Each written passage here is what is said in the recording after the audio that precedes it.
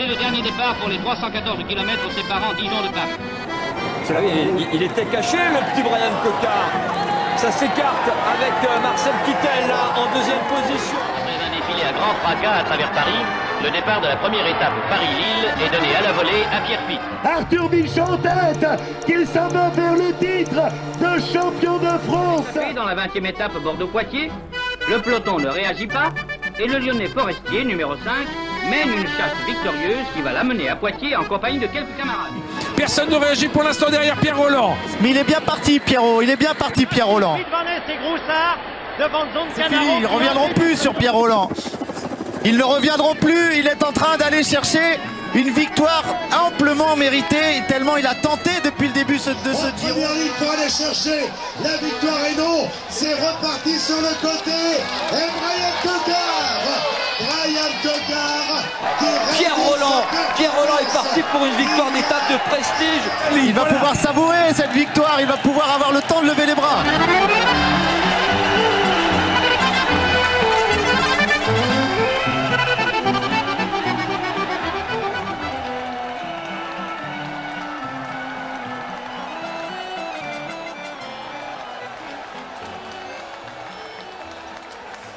Bonjour à tous, bonjour et bienvenue dans ce Glace Show numéro 3 de la saison 2020 après l'édition de la veille de la Marseillaise à l'orée de cette troisième année de l'existence du BNB Hotel Vital Concept.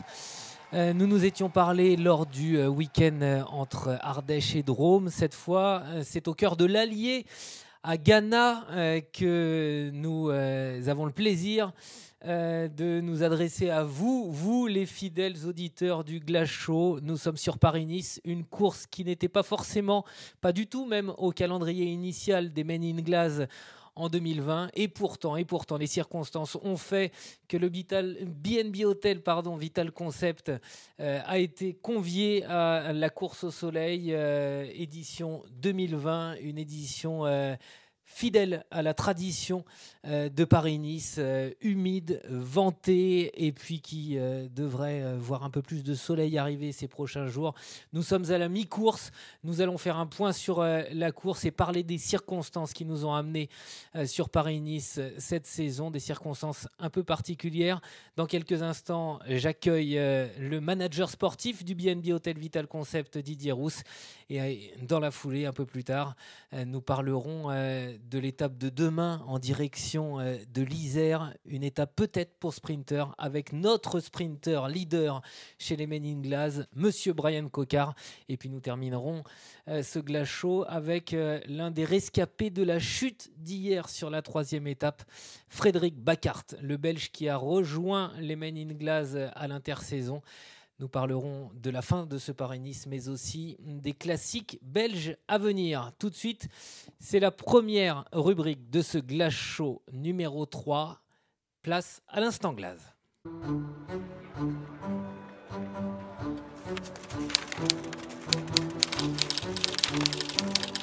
L'instant glace. L'instant glace en compagnie du manager sportif du BNB Hotel Vital Concept, Monsieur Didier Rousse, l'ancien double champion de France, celui qui n'avait peut-être pas forcément l'habitude de briller sur Paris-Nice, peut-être une course placée un peu tôt dans la saison à sa grande époque de coureur, tout de même auteur de 2 top 10 au classement général en 97 et 2002. Didier, merci d'être au micro du Glace Show. Didier qui a endossé un autre costume depuis quelques saisons maintenant, qui est à la tête des Men in Glass. Comment ça va, Didier ? Bonjour, tout va bien. Tout va bien. Je pense qu'en regardant par la fenêtre, on a un petit retour de... Enfin, on a le ciel bleu qui réapparaît, donc je pense que pour les jours à venir, ça sera quand même beaucoup mieux. C'est la course au soleil, c'est bien ça ? On dit que c'est la course au soleil. En fait, c'est la course qui se dirige vers le soleil souvent en plus. Ça devrait être le cas encore cette année. On l'a dit dans l'introduction, dans le sommaire, la course au soleil n'était pas au menu des Men in Glass. Mais coronavirus oblige, des équipes se sont désistées, des équipes de premier plan. ASO, l'organisateur de la course au soleil, a gentiment fait appel au BNB Hotel Vital Concept pour honorer de sa présence cette 78e édition de Paris-Nice Cadeau empoisonné ou cadeau tout court, Didier? Non, c'est pas un cadeau. C'est pas un cadeau. C'est pour moi aujourd'hui, c'est pas un cadeau pour deux raisons. Enfin, pour plusieurs raisons. Parce que déjà, donc nous n'étions pas prévus sur Paris-Nice, donc nous l'avions pas préparé. Une course comme Paris-Nice, même quand on la prépare, c'est déjà une course très difficile. C'est le premier gros rendez-vous de la saison. Donc, sportivement parlant, il faut vraiment être très très prêt physiquement, ce qui n'était pas le cas pour nous puisque nous n'étions pas prévus sur Paris-Nice. Donc ça, c'est la première raison. La deuxième, c'est que c'est pas un cadeau fait par ASO, c'est plutôt nous qui avons été solidaires avec le cyclisme. Et par rapport au nom qu'est Paris-Nice, et par rapport au monument qu'est Paris-Nice, et par rapport à l'organisateur ASO. Voilà. Parce que si nous n'y sommes pas, ça fait beaucoup moins de coureurs. Donc nous étions solidaires de l'organisateur et de l'épreuve parce qu'à nos yeux ça paraissait normal que l'on soit là. Donc voilà. Ensuite, notre préparation n'étant pas optimum pour cette épreuve, sachant que nous devions faire un stage, on a décidé pour certains coureurs, pour 8 d'entre eux, de venir participer à Paris-Nice. En espérant que ce soit un plus pour les classiques à venir. Voilà. Pour l'instant, on n'a pas de certitude, l'avenir nous le dira. Mais on a quand même pris des risques en faisant ça, puisque nous n'étions pas prêts physiquement. Donc c'est pour ça que c'est pas forcément un cadeau, quoi. Et c'est difficile depuis le départ de ce Paris-Nice 2020, depuis plaisir dans le vent, sous la pluie. Les Men in Glass ont souffert. Le premier jour, Quentin Paché était dans la bonne bordure, la première bordure, le premier éventail avant de crever. Ensuite, les costauds ont à nouveau fait la différence avec des éventails et les grosses armadas prêtes pour Paris-Nice et en route vers la campagne de classique. On fait la loi. Hier, dans le final, alors que Brian Cocard avait un terrain à sa convenance, a priori une arrivée au sprint en faux plat montant, Brian a été victime d'un ennui mécanique, un bris de rayon. Il a été dépanné à 17 km de l'arrivée, et puis en rentrant, une chute collective. C'est compliqué. Le contre-la-montre aujourd'hui, remporté par Søren Kragh Andersen, était plutôt à prendre de manière plutôt relâchée côté Men in Glass. Demain, c'est un autre jour et il faut digérer ces performances ou ces désillusions. Des illusions, je ne sais pas si c'est vraiment des désillusions. On savait très bien que ça allait être compliqué en répondant favorablement. Mais aujourd'hui, le contre-la-montre d'aujourd'hui n'était même pas du tout un objectif pour nous, puisque nous n'avions pas un garçon qui soit capable aujourd'hui de rivaliser avec les meilleurs rouleurs du monde qui sont là aujourd'hui. Donc nous, notre objectif, c'était plutôt de penser un petit peu les plaies suite à la chute d'hier, de la 3e étape, et penser à la 5e étape. Celle de demain. Celle de demain. Donc voilà, puisque c'est quand même une étape où ça doit logiquement arriver au sprint. Attention quand même aux échappées. Mais voilà, donc c'est plutôt se concentrer en fait sur ce qu'on sait faire et ce pourquoi les garçons sont les meilleurs. C'est-à-dire des Brian et ma foi, pourquoi pas aussi voir en fonction de l'échappée ou des mouvements qu'il peut y avoir dans le final, si ça bouge, quoi. Comment on gère ce type de début de Paris-Nice? Tout le monde souffre, toutes les équipes, tous les coureurs, même les plus costauds. Chez nous, nous avons un Brian Cocard très très en jambes, même si ça ne veut pas sourire pour l'instant. Il est entouré notamment des Belges Jens de Buchereux, de Frédéric Bacart, Cyril Gauthier est là également, Quentin Paché, on a également l'Autrichien Sebastian Schoenberger. J'en oublie encore puisque Cyril Barth vient compléter. Cyril Barth, Cyril Gauthier, Kevin Reza. Donc 8 coureurs au départ, 7 coureurs autour de Brian. Comment on gère ça? Il faut les garder sous cloche et mobilisés? Bien sûr, faut les garder mobilisés. C'est pas facile. Il y a du vent, des bordures, donc du vent de côté, vent 3/4 d'eau. C'est les vents qui sont les plus dangereux les plus dangereux. Pour le déroulement de la course, c'est là que ça va le plus vite et que ça crée le plus de difficultés quand c'est des étapes relativement plates. La pluie, le froid, puisqu'il y a quand même des étapes où il faisait que 7 degrés, avec la pluie, c'est pas évident. Voilà, donc c'est sûr que les 3 premières étapes nous ont pas réussi.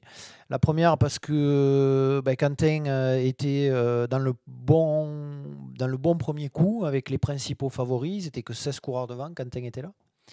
Ensuite, ça rentre derrière une vingtaine de coureurs. Il se retrouve à peu près 35, 36 ou 37 coureurs devant. On avait toujours Quentin qui était là et il perce juste au moment où il ne faut pas.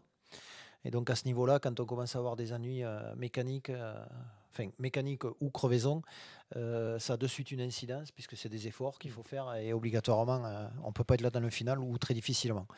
Et surtout qu'en plus, il était seul, sans équipier. Ensuite, le lendemain, ça bordure aussi. Chute de Quintana. Les gars plutôt très bien placés, Fred Bacart, Cyril Barth et Jens de Bucher et Brian. Ils sont partis, pour les 3 premiers, ils sont partis à droite et à gauche dans le fossé ou dans la terre. Donc voilà, quand on sait à la vitesse où ça roule. Et Brian qui s'est arrêté sur le vélo de Nairo Quintana. Donc course finie, et même pour Nairo Quintana qui avait quand même une belle équipe autour de lui, il arrive avec. Et même avec Julien Alaphilippe qui avait une grosse équipe, après une crevaison, on sait il arrive à une 25, donc voilà, ça pardonne pas. Et puis hier cerise sur le gâteau, jamais 203, donc j'espère que c'était la dernière. Brian donc casse un rayon. Ça frottait très très dur. Casse un rayon, change sa roue, attendu par ses équipiers le ramènent. Ils temporisent un petit peu, ils veulent le replacer, et puis ça tombe devant eux, et puis après les images parlent d'elles-mêmes. Et quand on se situe à 7 km de l'arrivée et qu'il se passe ça, autant vous dire que c'est mission impossible pour aller disputer le sprint. Donc pour l'instant, en fait, on n'a jamais eu des conditions favorables pour essayer de disputer nos chances. Voilà. Bon, c'est ce qui me dérange un peu, quoi. Ouais, justement, j'y reviens. Comment on gère l'humain, le sportif? Le soir, c'est des heures à rester aux côtés des coureurs, à leur parler, ou au contraire, ils savent pourquoi ils sont là et ils savent que forcément Paris-Nice, c'est une course dure et c'est ça qui les attendait? Non, mais ils le savent tous. Ils l'ont déjà fait pour la plupart. Donc ils savent tous très bien que c'est le plus gros objectif de la saison, du début de saison, pardon. Donc toutes les équipes sont prêtes, c'est le premier rendez-vous. Ils savaient très bien qu'en étant prévenus comme ça 3 jours avant, ça allait pas être facile, loin de là. Mais voilà, on se bat. On essaie, on les rassure, on leur dit que voilà, c'est comme ça, ça fait partie du vélo. Il y a des moments avec, des moments sans. En ce moment, c'est un moment qui est sans plutôt, sans réussite, j'oserais dire. On ne demande pas d'avoir de la chance. En fait, nous, ce qu'on demande, c'est juste d'éviter d'avoir trop de malchance et qu'on puisse juste faire les choses comme on devrait pouvoir les faire. Voilà, c'est juste ce qu'on demande. On ne demande pas d'avoir de la chance. Bon, aujourd'hui, ça va, voilà, c'était la 3e hier. Demain, ça va aller beaucoup mieux. Et je suis persuadé qu'on va pouvoir faire le sprint, enfin, et pouvoir défendre nos chances, enfin. Après, pour ce qui est du moral des gars, c'est jamais simple. Il faut leur parler, il faut les rassurer, il faut... voilà, dédramatiser la situation, parce que voilà, on n'a pas eu de fractures ni de problèmes suite aux chutes qui peuvent être rédhibitoires derrière pour un mois.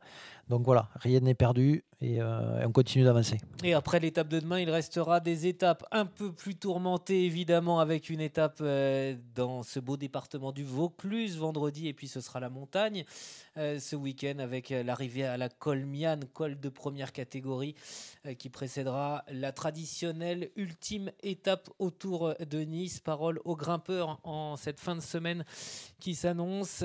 Merci beaucoup Didier. Une dernière question puisque nos fans, nos supporters nous suivent. Liam nous a demandé sur les réseaux sociaux un sujet un peu déconnecté du thème abordé aujourd'hui, mais apparemment ça a l'air de bien le concerner, bien l'intéresser. C'est la question au bon bonhomme, on peut le dire. Quel conseil donner aux jeunes qui débutent dans le vélo ou qui veulent débuter? Alors les premiers conseils, c'est... il y en a plusieurs. Le premier, ça dépend de l'âge que l'on a, mais déjà privilégier les études, ça c'est la première des choses. Parce qu'un esprit bien fait, il s'en sort toujours. La deuxième, c'est faut persévérer. Il ne faut pas s'écouter. Faut faut avoir un gros mental parce que voilà, rien n'est facile dans la vie, mais voilà, le sport de haut niveau, si on veut toucher le haut niveau, ça reste quand même compliqué. Ça demande beaucoup d'abnégation. C'est-à-dire que la jeunesse ne peut ne pas être la jeunesse de la majorité des jeunes d'aujourd'hui ou d'avant, hein, parce que voilà, ça demande des sacrifices, ça demande des entraînements, ça demande de faire attention au niveau de la diététique, du sommeil. Voilà. Donc en fait, il faut vraiment être motivé, déterminé et donc avoir un gros mental parce qu'on a vite fait de se laisser influencer par des jeunes de son âge qui peuvent plus vous tirer vers arrêter de faire du sport que le contraire. Avec du vélo ou... Non, pas que du vélo. Faut, voilà, c'est comme je disais, c'est d'abord les études, ça c'est la priorité. Et ensuite, surtout se construire, mais physiquement. Physiquement, pourquoi ? Parce que c'est du renforcement musculaire, c'est diversifier ses activités sportives, tant qu'on est les plus jeunes. Voilà, pour déjà avoir exploré plusieurs pistes. Et quand je dis se construire sportivement, on peut être passionné de vélo, c'est pas pour ça qu'on doit être, entre guillemets nul dans d'autres disciplines. Et au contraire, la polyvalence a toujours apporté que de bonnes choses dans n'importe quel sport que ce soit. Merci beaucoup. La parole du sage Didier Rousse, le manager sportif du BNB Hotel Vital Concept. Tout de suite, on parle technique, tactique avec le leader des Men in Glass, malheureux hier et beaucoup plus heureux, on l'espère, demain, Brian Coquard. On va rentrer dans une phase tactique assez intéressante parce que ça va être du bluff, de la tactique à celui qui va en faire le moins pour pouvoir piéger les autres. Est-ce que tu peux nous faire un discours aussi bien technique que motivatique pour tes coéquipiers, s'il te plaît ? Vous avez 2 heures. Technico-tactique avec comme promis Brian Coquard à nos côtés. Brian qui participe, si je ne m'abuse, à son premier Glace Show en 2020. Tout à fait. On n'a pas eu l'occasion de se croiser ni à la Marseillaise, bien sûr, ni en Drôme Ardèche. Brian Coquard qui hier a été malheureux alors que ce final était taillé pour lui, pour le coq, 27 ans, auteur de 44, vainqueur de 44 courses chez les pros, leader des Men in Glass et en jambes, semble-t-il. Tu nous le confirmes ou pas, Brian ? Comment va ? Oui, bah ça va. Ça pourrait aller mieux, mais ça va plutôt bien. En tout cas, physiquement, j'ai l'impression d'aller plutôt bien. Mais c'est sûr que depuis ce début de saison, là, je suis un peu victime de malchance. Mais comme on dit, j'espère que la roue va tourner et que voilà, demain il y a une bonne occasion et en tout cas, je suis concentré et focus sur l'étape de demain. Oui, on est dans la rubrique technico-tactique. C'est une grande première que tu vis en 2020. Voilà une douzaine bientôt de jours de course auxquels tu participes. Et tu nous le faisais remarquer hier soir, tu n'as pas réussi encore à participer à un seul sprint. Est-ce que tu peux revenir un peu en arrière sur le début de saison et expliquer, légitimer pourquoi tu n'en as pas encore eu l'occasion ? Eh ben, tout d'abord, j'ai effectué ma reprise à la Classique à Almeria fin février. En Espagne, en Espagne. C'était déjà un choix de l'équipe de me faire reprendre la saison un peu plus tard que d'habitude. Au vu de ma grosse saison l'an passé avec la piste jusqu'au début novembre sur les Coupes du Monde. Donc c'était important de me régénérer, de reprendre plus tranquillement. Almeria, c'était la reprise des automatismes aussi avec les coéquipiers. J'étais mal placé dans le final, j'ai pas pu participer au sprint. En tout cas, je sais pas, ça doit être toujours la 15e place, mais je compte pas ça comme un sprint. J'ai pas sprinté. Ensuite, on avait l'invitation à la Ruta del Sol. La très montagneuse Ruta del Sol. Tout à fait, ouais. J'ai déjà gagné des étapes là-bas, mais cette année, le parcours était très difficile, il n'y a pas eu de sprint et voilà, ça aussi c'est quand l'équipe demande une invitation, on n'a pas encore trop vu sur le programme et sur le parcours sort souvent après les invitations, donc l'équipe avait demandé de faire cette course parce que c'était un moment important, c'était le moment de faire une bonne course par étape à ce moment-là de la saison pour moi. Au soleil si possible, on avait eu on avait eu beau temps tous les jours et donc là non plus pas de sprint. En revanche, une bonne semaine pour bien travailler et bien progresser, où les sensations étaient plutôt bonnes. Et puis ensuite, j'ai enchaîné avec le championnat du monde piste. je suis arrivé à Kuurne, Bruxelles-Kuurne, victime de malchance, de crevaison, un déraillement au moment le plus important de la course, et ensuite une petite fringale pour continuer dans cette mauvaise spirale. Sa main, beaucoup de personnes l'ont vu à la télé, j'ai aussi cassé une roue arrière, et donc voilà, j'ai coincé dans le final avec beaucoup d'efforts, et puis sur Paris-Nice, pas de mauvais placement le premier jour. J'ai limité, en tout cas évité une chute, la chute de Quintana le deuxième jour, mais bon, c'était au moment où ça bordurait, donc j'étais plus dans le jeu. Et puis bon, voilà, hier encore beaucoup de malchance, mais bon, c'est comme ça, c'est le vélo, ça fait partie d'une carrière et d'une saison. Il faut essayer de rester positif. C'est frustrant, c'est rageant, parce que y a des fringales qui s'expliquent, et celle-ci s'explique. C'est vrai que quand on casse du matériel, quand il faut chasser une fois, 2 fois, que c'est le début de saison, oui, on peut être victime de fringales tout en apparemment disposant de bonnes jambes. Ouais, c'était voilà. Kuurne, c'était une crevaison à un moment où la course commençait à s'emballer. Une bonne partie de manivelle, en tout cas, on va dire, pour essayer de rentrer dans le peloton. Ensuite, bagarrer pour se replacer. Donc, ça ne m'alimente pas pendant tout ce temps-là. Et puis, alors que j'avais réussi à me replacer en très bonne position, déraillé en haut de la côte de Trieux pour les connaisseurs. Et ensuite, voilà, le final, tout s'enchaîne, et beaucoup d'efforts pour revenir à l'avant. Et tout ça sans manger. Et après une semaine sur la piste, ça ne pardonne pas. Le cyclisme n'est pas une science exacte, et encore moins sur les routes détrempées et ventées de Belgique. Nous sommes donc dans la rubrique technico-tactique du Glace Show. Tactiquement, stratégiquement et forcément mentalement, comment aborde-t-on un Paris-Nice sur lequel on n'est pas prévu, avec un début de course aussi compliqué comme sur toutes les éditions de la course au soleil quasiment? Est-ce qu'il y a une recette? Est-ce que ça a été facile à gérer? Et est-ce qu'on aborde ça en se disant il va falloir que je fasse comme ci, comme ça, et c'est comme ça que je vais m'en sortir? Je pense que le plus important, c'était de récupérer au mieux après le Grand Prix Samin, qui était mardi. On courait dès dimanche sur une course, voilà, on part pour 8 jours de course, donc l'important c'était vraiment de récupérer au maximum et d'essayer d'arriver avec le plus de fraîcheur possible.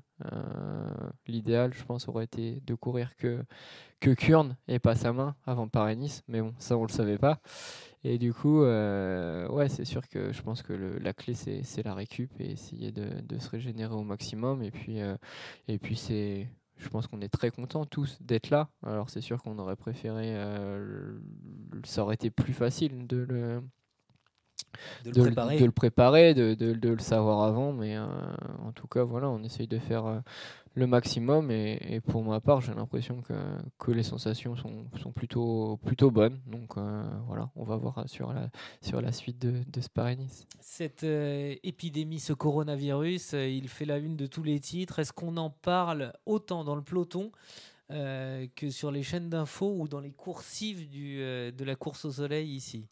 Je pense qu'on en parle moins que dans les chaînes d'infos, ça c'est sûr, parce que dès qu'on allume la télé, on en parle, que ce soit sur toutes les chaînes de sport ou les infos. Mais non, c'est sûr qu'on en parle un petit peu. Après, c'est sûr qu'il faut essayer, en tout cas on essaye de garder les règles d'hygiène. C'est se laver les mains le plus souvent possible, on ne serre pas de main, on respecte aussi au maximum, même si c'est dommage pour le public, parce qu'il y a quand même un petit peu de monde sur le bord des routes et au départ et aux arrivées, mais on fait pas de selfie, on fait les photos de loin, on serre pas de main, et on respecte les consignes d'ASO, voilà, l'organisateur. tout à fait, on respecte les consignes, donc ça change un petit peu la course, c'est différent d'habitude, mais voilà, à part ça, c'est pas un sujet dont on parle tous les jours. On est prudent, on fait attention. Après voilà, c'est un virus, et si on n'a pas de chance, on peut très bien l'attraper. Donc voilà, on essaye de rester le plus hygiénique possible et on croise les doigts. Hier, vers la Châtre, le profil de l'étape te convenait. La chute collective des Men in Glass en a voulu autrement. Demain, en direction de la côte Saint-André en Isère, ça devrait encore être un profil à ta mesure, Brian, entre Ghana et la côte Saint-André. 227 km au menu. Est-ce que techniquement, tu as déjà à l'esprit des clés qui seront indispensables pour enfin décrocher ton premier succès sur Paris-Nice depuis le début de ta carrière? On en a déjà un peu parlé avec Samuel du Moulin dans le bus tout à l'heure après le chrono. Il y a plusieurs phases. C'est un peu une étape entre deux, on va dire. Déjà, c'est une étape qui est longue. Il y a déjà eu beaucoup de fatigue dans le peloton avec la pluie, la nervosité et la longueur de l'étape, en tout cas d'hier, par exemple. Je pense que si on choisit en tout cas demain de courir pour moi, il va falloir réussir à bien contrôler le peloton en début d'étape. Surtout voilà, ne pas laisser des équipes de sprinters potentiels sur un parcours quand même qui va être compliqué avec la longueur de l'étape. Donc voilà, je pense qu'il y a d'autres sprinters qui n'ont pas réussi à sprinter depuis ce début de Paris-Nice. Je pense à Caleb Ewan, peut-être un parcours qui convient aussi à Matthews. Donc voilà, il n'y a pas trop de secret là-dessus. Il va falloir qu'en tout cas que mes coéquipiers soient prudents et attentifs au départ, qu'on ne se fasse pas avoir avec un gros coup avec des équipes qui seraient potentiellement qui pourraient rouler potentiellement au long cours. Et ensuite dans le final, voilà, il faudra s'accrocher, s'économiser au maximum et puis voilà, essayer de faire un beau sprint. Je pense que la journée va être usante, fatigante. Et un sprint un peu en prise comme je les aime. Donc voilà, on voit qu'il y a un virage à 700 mètres de l'arrivée. Ensuite, c'est tout droit, faux plat montant jusqu'à la ligne. Il faudra être idéalement placé à 700 mètres. La longueur de l'étape, la distance, 227 km, c'est fait pour te favoriser ou non? Bah ouais, je pense que ça va être une journée usante, difficile. Il y a presque 3000 mètres de dénivelé sur 227 km. Ça va être une journée usante, au courage. Et en tout cas, je pense que voilà, il y aura de la fatigue, en tout cas de la fatigue dans les jambes et dans le peloton dans ce final. C'est la jambe qui parlera, c'est la condition, c'est sûr. Les questions de nos supporters sur les réseaux, la suite de ton programme, qu'est-ce qu'elle est compliquée cette question de Tiffany par les temps qui courent? Ouais, c'est très compliqué. On en a parlé hier soir rapidement avec Didier Rousse. La complexité est de savoir quelles courses auront lieu ou non. Il y a beaucoup de rumeurs, on voit beaucoup de choses passer sur les réseaux sociaux, telle course annulée ou beaucoup d'organisateurs inquiets au déroulement de leur épreuve. Donc là, on est un petit peu dans le flou. Normalement, initialement, j'étais prévu à la panne.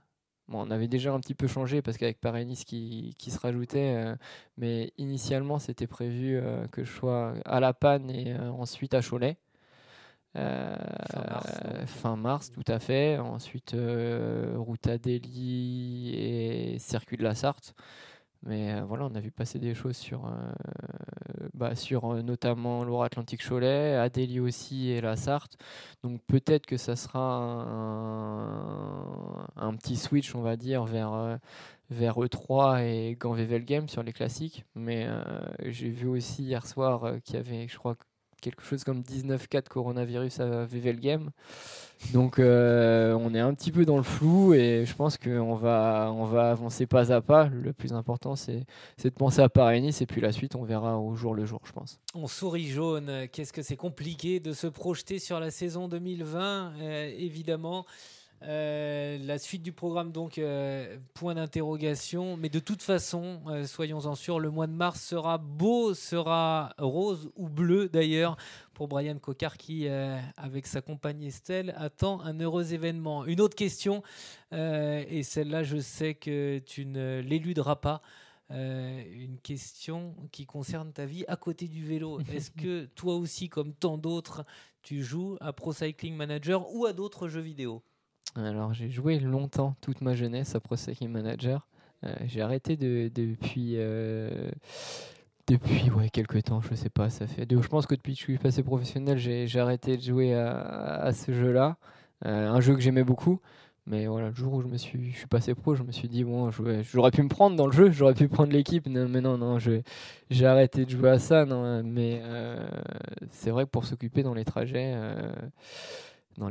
on voyage beaucoup, l'avion, le train, le bus. Et c'est vrai que je joue pas mal à NBA sur la Switch. Ça me permet de m'occuper aussi, de me changer les idées et de penser à rien.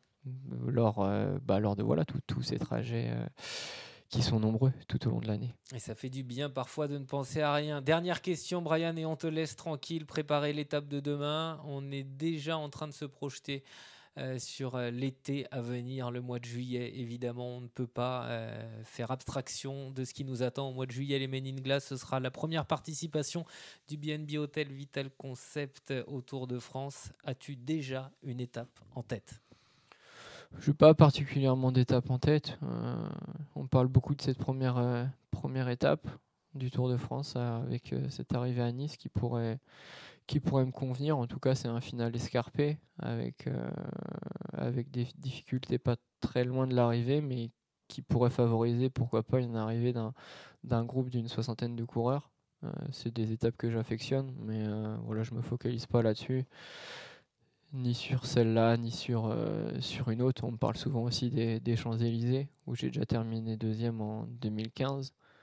Voilà, j'ai pas d'étape particulière. Je me suis pas, pour être franc et honnête, je me suis pas vraiment encore penché sur le parcours. Jimmy Angoulevent l'a fait pour moi. Il m'a dit qu'il y avait pas mal de bonnes occasions. Voilà, pour l'instant, je suis sur Paris-Nice. Il y a l'étape de demain et j'aurai le temps de me pencher. J'aurai le temps de me pencher sur ces étapes du Tour lorsqu'on aura le temps et certainement qu'on ira faire des recos. Et c'est toujours mieux de comment dire. Savoir où on met les roues. Savoir où on met les roues et de voir sur le vélo. Parce que des fois, sur le profil, on a l'impression que ça passe. Ou que c'est trop dur, aussi le contraire. Et je pense que voilà, quand on les fait à l'entraînement, bien évidemment, la vitesse est différente et autre au Tour, ça roule beaucoup plus vite, mais on peut vraiment avoir, en tout cas se faire une idée de si cette étape ou non peut nous convenir. Merci beaucoup Brian, bonne chance, tout le meilleur demain entre Ghana dans l'Allier et la côte Saint-André. On espère voir du glace en haut de ce long faux plat montant pour la 5e étape de cette course au soleil qui devrait bien porter son nom une nouvelle fois. Merci Brian, bonne soirée, récupère bien et prépare-toi bien pour demain. À très vite. Salut. Tout de suite, la 3e et dernière rubrique de ce Glace Show depuis Paris-Nice. Les next steps, les prochaines étapes. On parle de la fin de la course, mais aussi de la période des classiques qui s'est ouverte il y a quelques jours. On en parle avec l'un des Belges de l'équipe, Fred Bacart. Next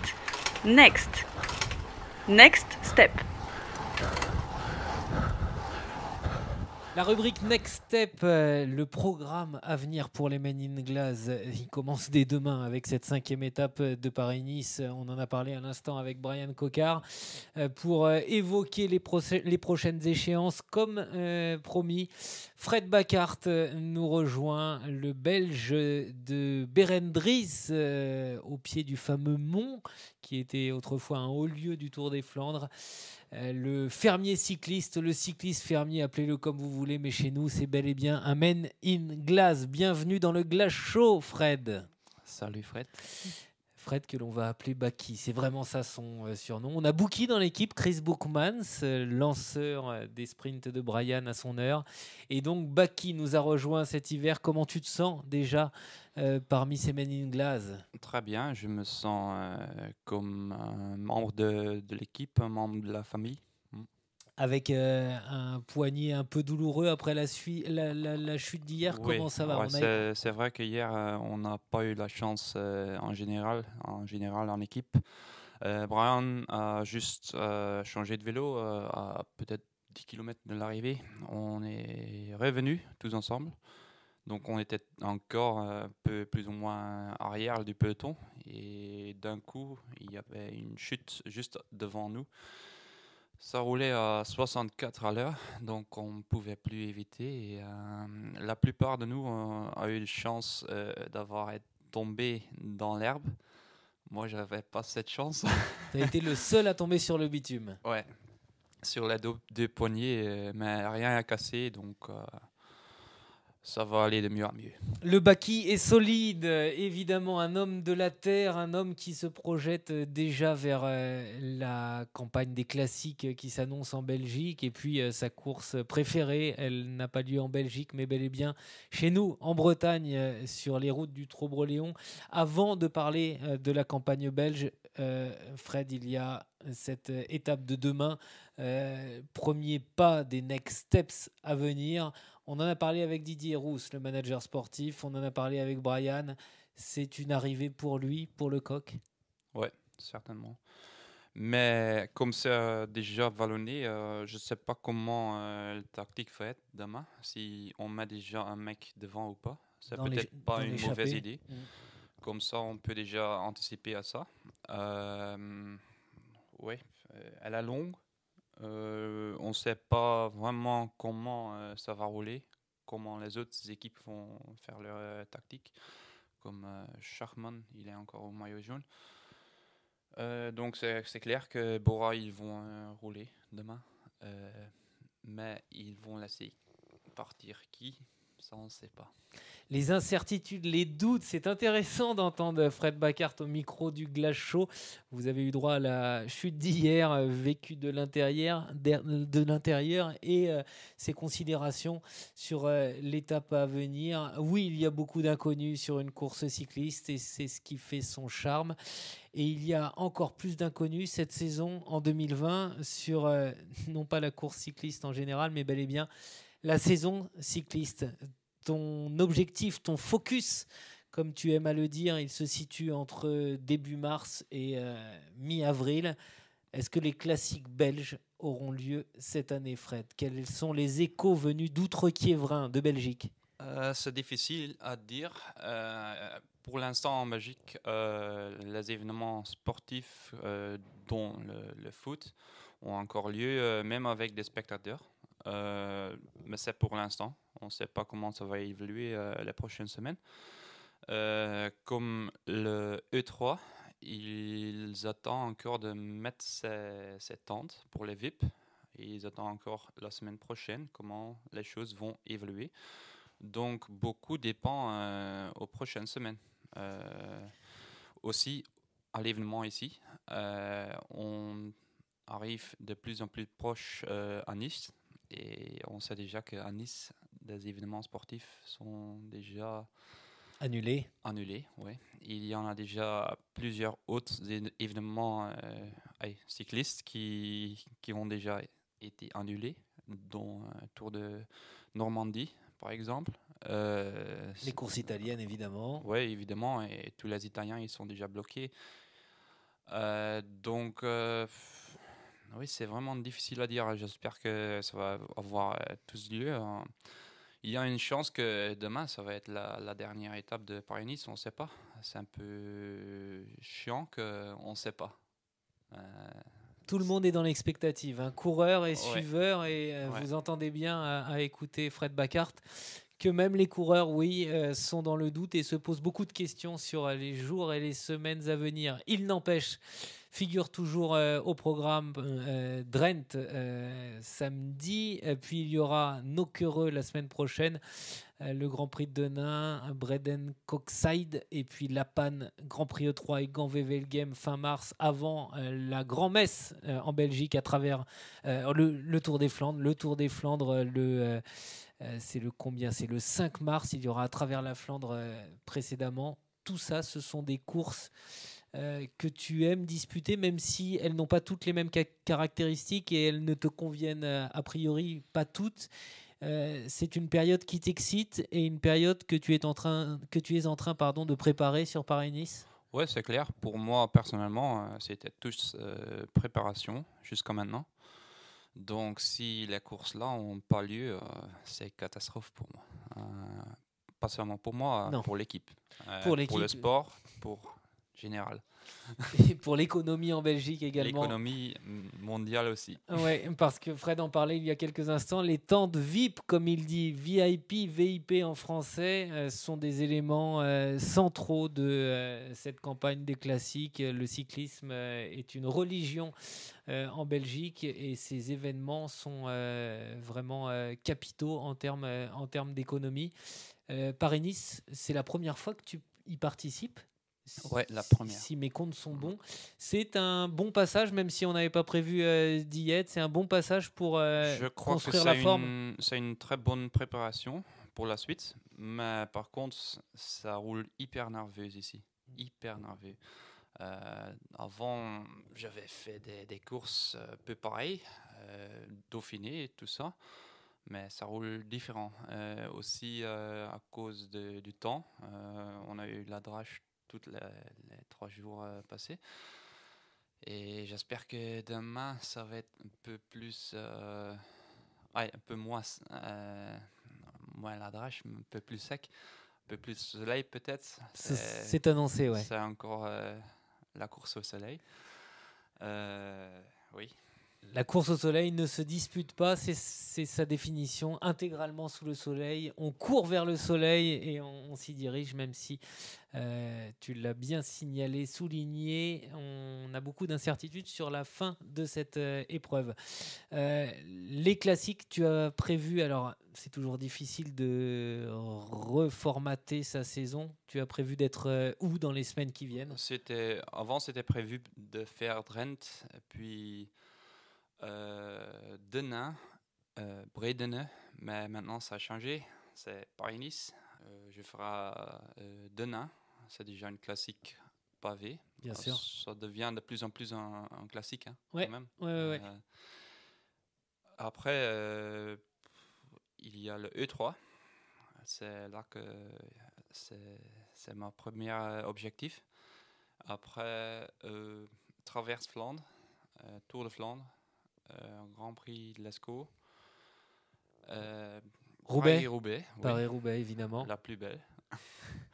Et après encore Flèche Brabanson et puis Trobro. Le fameux Trobro, c'est bel et bien la course de tes rêves. On n'est pas en train de créer un mythe, une légende avec ça. C'est vraiment ce que tu exprimes. C'est au fond de toi, c'est dans ton cœur. Ouais. Tu as terminé 2e il y a 2 ans, c'est bien ça? Ouais. Et depuis la première fois que j'avais fait cette épreuve, j'étais le seul de l'équipe à finir. Et tout le monde dit mais qu'est-ce que c'est ici, la bordel. J'étais tellement content d'être là, tout mouillé, tout sale, mais c'était une tellement belle course. L'ambiance là... Ouais, on te souhaite d'y participer et d'y briller. La fin de cette course au soleil, on ne va pas t'embêter plus longtemps. Elle commence dès demain et puis elle va se terminer avec ce week-end sudiste et ensoleillé. Si les courses ont lieu, on croise les doigts. Tu disais tout à l'heure que tu avais été surpris par la nervosité de la course. Tu as déjà entendu parler de comment se passe une fin de Paris-Nice ? Tout le monde en parle. Maintenant, le sujet, c'est le virus Corona. Je pense que le week-end, là, on doit essayer d'anticiper, mettre quelqu'un à l'attaque. C'est un objectif, je pense. Comme ça va être tellement dur. C'est vraiment pour les grimpeurs. On n'a pas un classement général à faire. Donc pourquoi pas aller à l'échappée et essayer d'aller au bout. On verra ça. Merci beaucoup Fred Bacard. C'était sa première intervention dans le Glace Show parmi les Men in Glass. Merci Monsieur Baki. tout plein de réussite, en particulier demain en direction de la Côte Saint-André, et puis le week-end prochain, et puis on l'espère sur toute la campagne des classiques. À très bientôt. Comment on dit à bientôt et au revoir en flamand, Fred? Tot snel. Allez, ce sera le mot de la fin. À très bientôt pour un nouveau numéro du Glace Show. Et enfin, c'est le dernier départ pour les 314 km séparant Dijon de Paris. Il était caché, le petit Brian Cocard. Ça s'écarte avec Marcel Kittel là, en deuxième position. Après un défilé à grand fracas à travers Paris, le départ de la première étape Paris-Lille est donné à la volée à Pierre Pic. Arthur Bichon en tête, qu'il s'en va vers le titre de champion de France. Dans la 20e étape Bordeaux-Poitiers, le peloton ne réagit pas et le Lyonnais Forestier, numéro 5, mène une chasse victorieuse qui va l'amener à Poitiers en compagnie de quelques camarades.